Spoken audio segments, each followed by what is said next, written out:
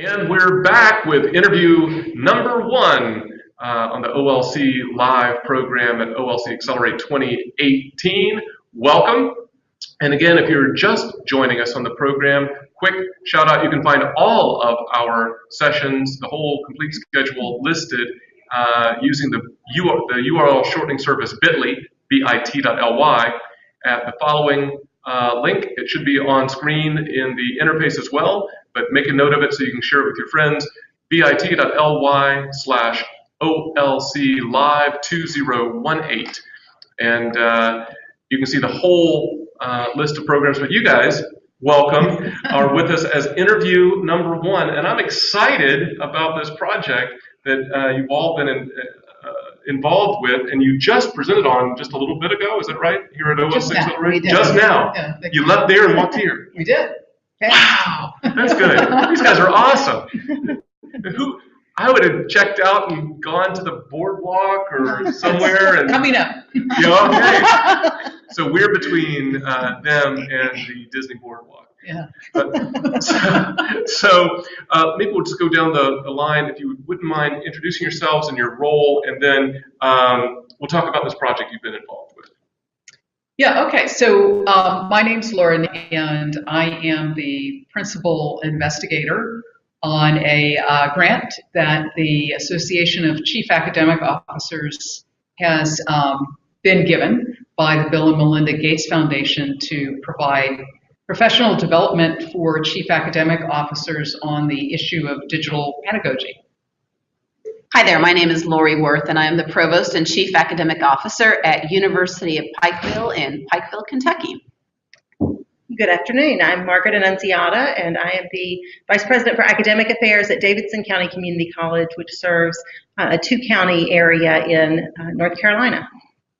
And Margaret and Lori, you were both participants in this Digital Fellows project that Laura just mentioned, right? Yes, we were. That is so awesome. So maybe at a high level, can you tell us a little bit about ACAO and the Digital Fellows project, would you mind? Sure. So the Association of Chief Academic Officers has a goal of providing professional development, resources, assets to chief academic officers across the country and in every sector and in every part of higher education, with a goal to really increasing the learning in undergraduate education.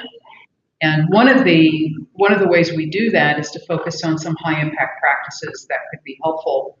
So the Gates Foundation came to us and said, could I write a grant that would be a way of introducing chief academic officers to adaptive digital pedagogy, which they felt they had research to show enabled learning, particularly for minority and low-income students. And I said I would, so we have a pilot now that's just about wrapping up in April of 2019, where each of the chief academic officers received that professional development across 2 years, and they also initiated a pilot to use digital courseware on their own campuses.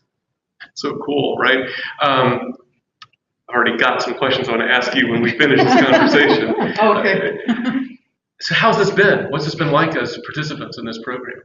Yeah, so it's been a whirlwind for us, an exciting project. When we first applied, we weren't quite sure the direction that we wanted to go. We had our first convening in Arizona on Arizona State University's campus, and just to meet the other fellows, an outstanding group of academic leaders around the country from very diverse institutions as well, which I think has been a positive asset for us as we just network and learn about the tools that each of us selected for our campus communities.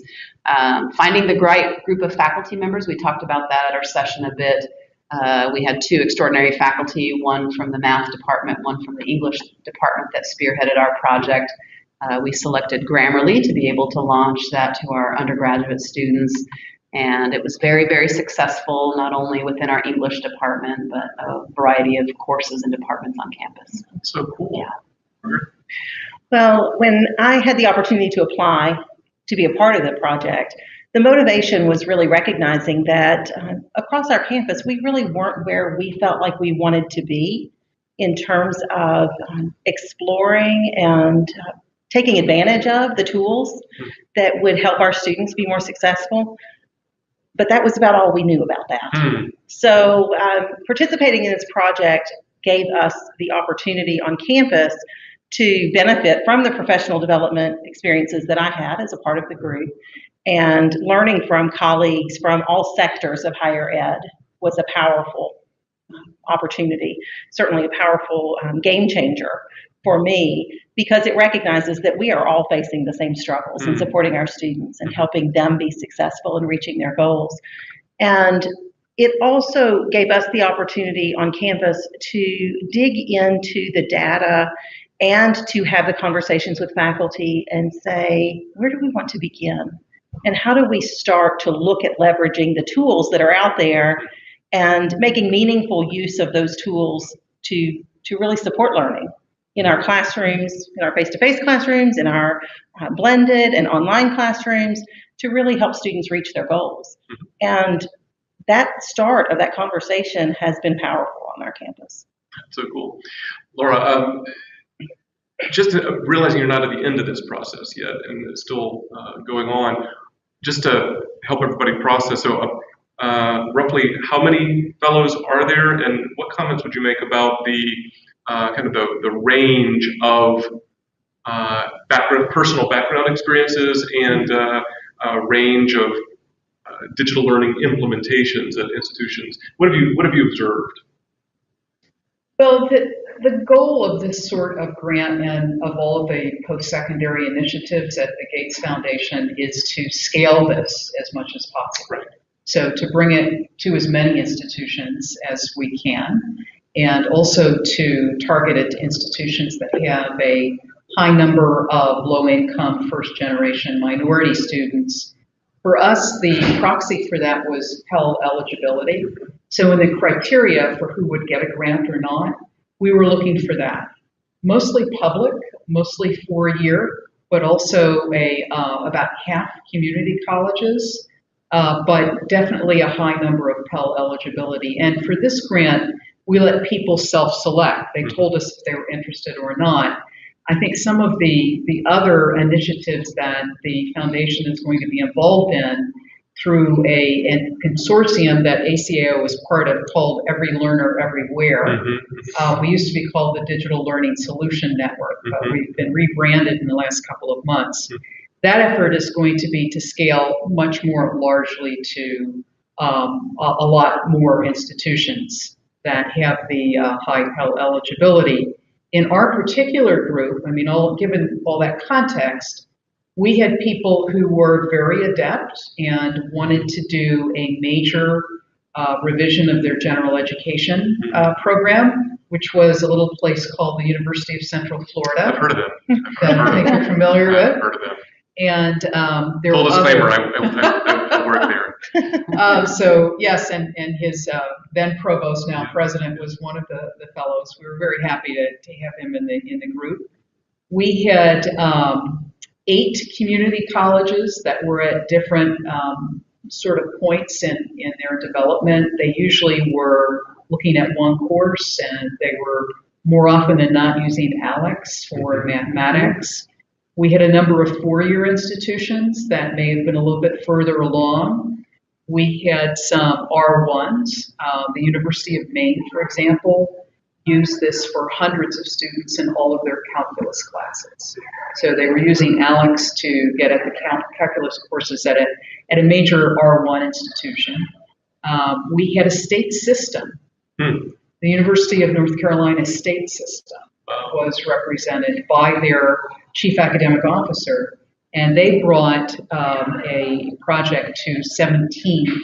They have 17 campuses, so they brought this project to all 17 of their campuses. So awesome. We went everywhere from 17 campuses in a system, through some R1s to public 4s to community colleges, and the smallest couple of places we had were about 1,200 students. And Margaret represents one of our community colleges, and Lori represents the University of Pikeville, which we thought would be a great addition because it's centered in Central Appalachia, and her president wrote a wonderful letter where he said that this is going to be incrementally very, very helpful to not only those students, but that whole part of the country. Yeah. So thereby pushing forward the idea that what we're really looking for is a sort of digital social justice, if you will. Yeah, sure. Trying to use digital adaptive courseware to help students learn better, especially those who are the most vulnerable and the most at risk. It's very cool. Lori and Margaret, how have these kinds of innovative projects been received at your home institutions, by the faculty, by the students, by other members of the administration? What have you been experiencing? Yeah, so our strategy was a small core to really launch the project. We had a set of faculty development workshops. I think it's important to lay a foundation of appropriate training that would definitely meet the needs of faculty members. So we did give faculty opportunity to be able to have that training. Grammarly is very easy to use, so I think that was one of the features that was very beneficial for our particular community.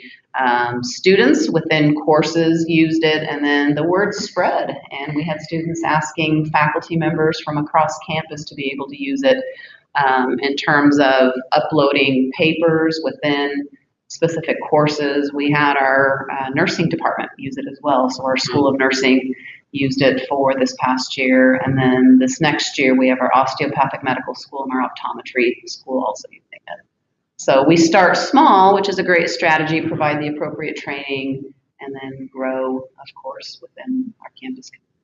Cool. Margaret? So our faculty were a little hesitant at first. There wasn't a question about their interest in helping students be more successful. Of course. But there is a bit of skepticism out there in terms of the tools and whether or not those tools really would be effective. So it was important for us to provide that safe space for exploration, to check out the tools, to find the right fit for what faculty were interested in applying and how that integrated with the student learning outcomes. Again, not digital for the sake of digital, but really focused on learning. Yeah. And once we got into that conversation, perhaps one of the greatest things that came from this was the dialogue that we had with faculty. And I had both kind of organized meetings where we talked about what's going on, but I had a whole lot of, walking across campus, meeting around the, at the fountain in the center of campus as we're going in different directions, saying, so if we decide to do this, is that okay? Can we go in this direction? What about this? And so there were a lot of both formal and informal conversations about the possibilities. And so faculty were very interested in trying something new, as long as they knew that they had the support to try something new when we didn't know what the outcomes would be. We didn't know that this would necessarily, especially in the pilot, lead to greater outcomes for students, because often when you change something up in a course, you may not see the benefit, the increased success right away. And so there was a conversation about, the safety in doing that. There was also, from the student perspective, we administered surveys along the way as we implemented it, just to get the student feedback on how does this feel? Do you have the support you need? What do you think about it? Is this beneficial to you? Do you see value? Separate and apart from what the data indicates in terms of assessment of learning, but what's that personal experience? And the students recognized and felt that it had increased their understanding of course concepts. We implemented it in anatomy and physiology, which, may not be rocket science, but for a lot of us, it might as well be. It is definitely a rigorous course and it's challenging, and there are concepts that are difficult to wrap your mind around. And if you're not successful in those courses, then your dream of moving forward in the healthcare field especially isn't likely to materialize. Right. And so the students said, yes, this was beneficial. Overwhelmingly, their feedback was positive. And they actually said, yes, we'd like to see more of this, more simulation, more integration of these tools to help us be successful. So that feedback was very positive, and I think that motivated faculty as well. If I can ask the two of you as well, maybe to comment, this is a bit of a change management exercise, right? principles have been driven home for each of you in your own contexts about change management through this process? And then we'll turn at a macro level, Laura. I'll ask you to comment about how do you manage change management at a larger scale, if that's all right. I don't know, you want to start? Sure, I can start. So from our perspective, we have a climate of innovation and moving forward. Our president started 3 years ago, and in the midst of a strategic plan that we've developed, there was the intentionality of concentrating on pedagogy, innovation in the classroom.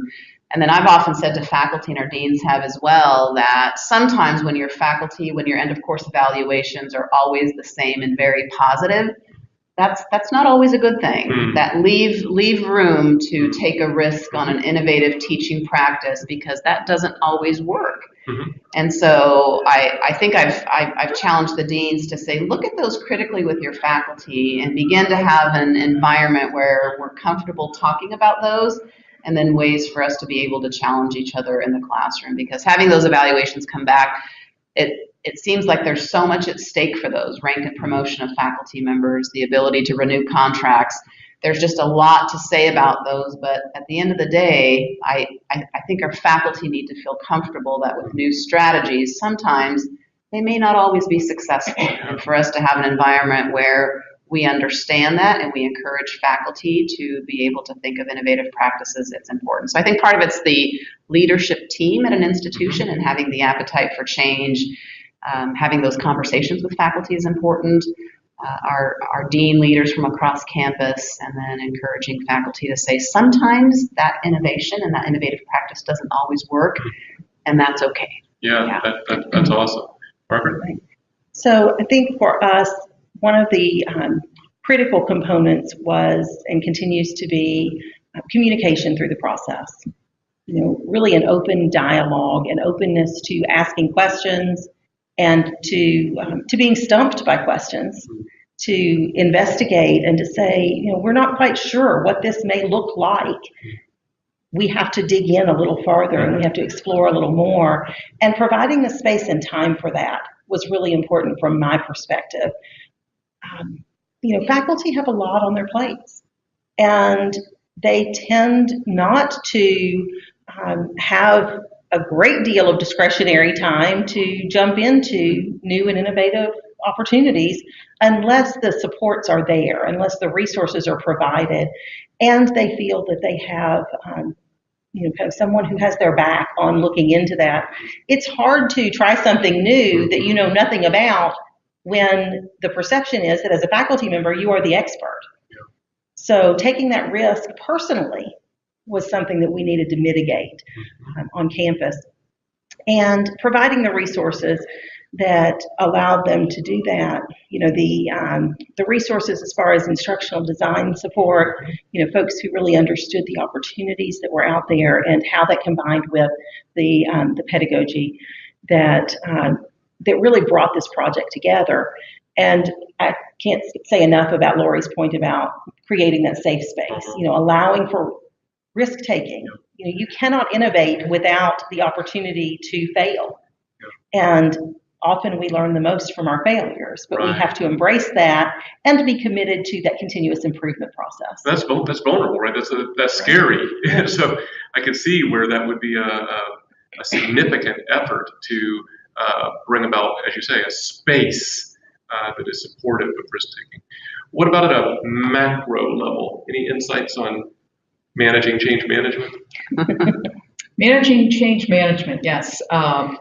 Well, we really sped up with this grant a process that we'd like to see replicated in a lot of other institutions. And we started by asking all of the institution's presidents to commit the institution, not just the chief academic officer, which can change, but the institution itself. And the idea there was to move what we know is a good practice and one that works, in other words, using adaptive courseware to help students learn, to move it further up the chain from those who already know the instructional designers, the people who are working in IT, instructional technology, to move it up to the president or at the least the chief academic officer so that it becomes part of their strategic plan. Mm-hmm.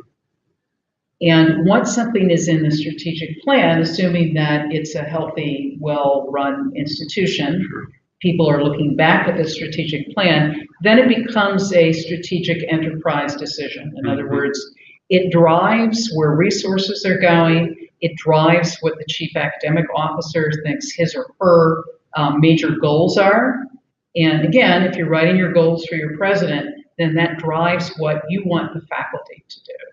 I mean, I also, for something like this, that's a high impact practice, I don't filter things through the deans. This is something that's between me and the faculty, and they know that. As a strategic manager, I have some ideas I want to move forward. And I try to work with the coalition of the willing. It takes a longer time outside of this grant bubble to do what they just did. I mean, there was a speed up there. Yeah. And I have to say that 30 out of the 32 were able to go to their faculty and say, we have this big incentive, we're going to apply for it. If we do this, this is what we're committing ourselves to. And get at least a pilot group interested in doing this. And we're hoping that that will scale from about the 8,000 students who were affected in the first semester of this pilot at the 32 institutions to lots more. Yeah, sure. That's awesome. I'm about to turn the attention to our online participants. So be thinking of things that you would like to ask our guests or comments you would like to make. So be queuing those up, and Chris on site here with Shindig is going to be switching you over one at a time, and we'll hear from you and we'll be able to respond. But while you're thinking, I want to put you guys on the spot one last time before we turn to our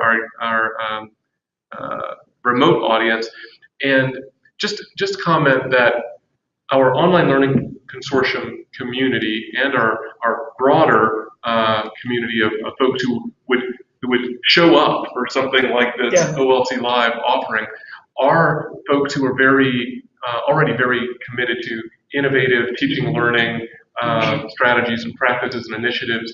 And at their institutions, they might be pondering,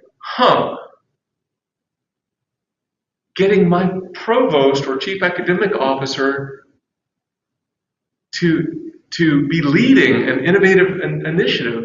That's not something I know how I would engage with that. What they might be thinking, I'd love to be on the same page with the provost about this. I've got some ideas, because maybe in some situations there are not folks like you who are already out there, right? So what kind of, from where you guys sit, what kind of tips would you offer this community of instructional designers, online learning leaders, course builders, faculty developers? What would you say to folks like that to help them more meaningfully engage with folks like you?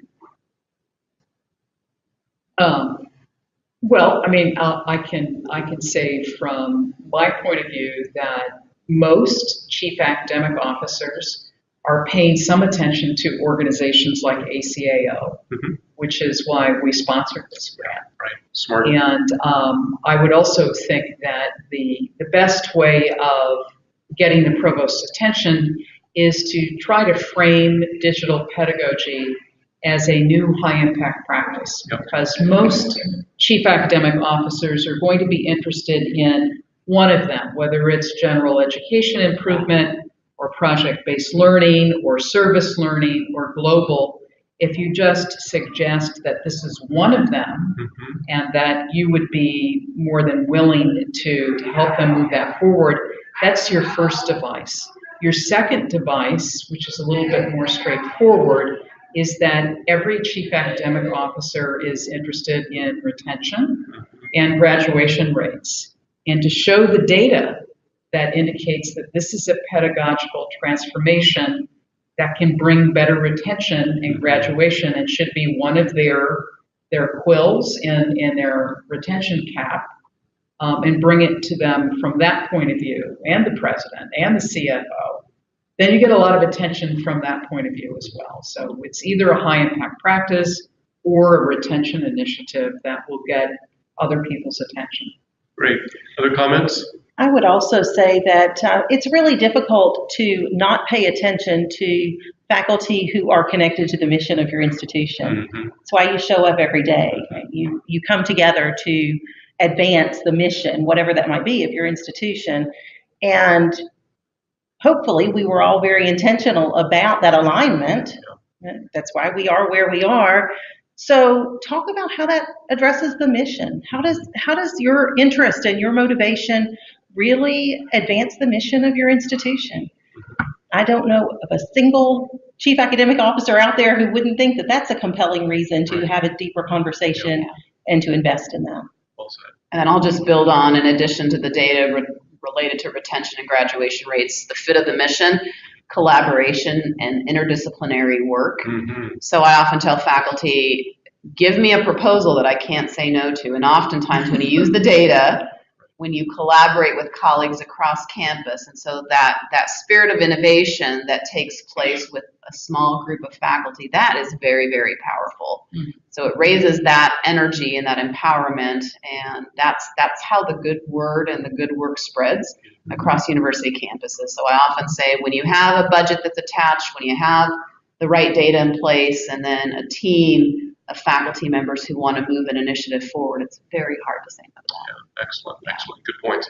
So we're about to experience what those of us who spent time in the classroom refer to as wait time, because I'm going to say, hey, what about you guys? What questions do you have? And we're going to sit here for the next 20 minutes until you speak up.